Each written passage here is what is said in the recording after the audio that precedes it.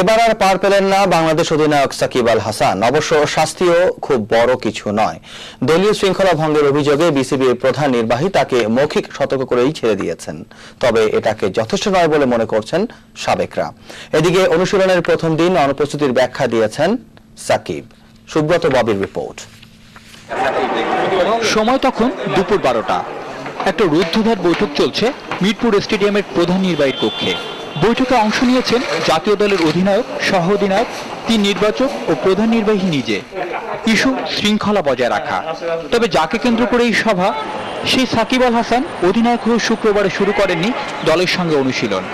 তিনি লিখিত ছুটি না নিয়েও অংশ নিয়েছেন একটি বিজ্ঞাপন চিত্রে। তাই নতুন কোচ স্টুয়ার্ট লর সঙ্গে প্রথম অনুশীলনে অধিনায়কের সৌজন্য সাক্ষাৎই হয়নি।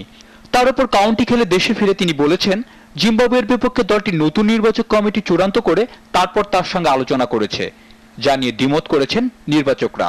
দেশে ফিরে বিতর্কিত সব কাণ্ড করে চলা অধিনায়ককে তারপর স্নেহই দেখালো বোর্ড। ব্যবস্থা আমি যেটা হলো, আমার ব্যক্তিগত দিক থেকে হলো যে he is a young captain, young player, people learn through mistakes, এবং মানুষ আমাকে হেল্প করতে হবে। অ্যাজ এ ক্রিকেট অফিসিয়াল আমার দায়িত্ব হলো যে যতটুকু পারে সাহায্য করা, তাকে উন্নত করা। সাকিবের প্রতিক্রিয়া জানতে সংবাদকর্মীদের অপেক্ষা করতে হয়েছে দীর্ঘ 2 ঘন্টা।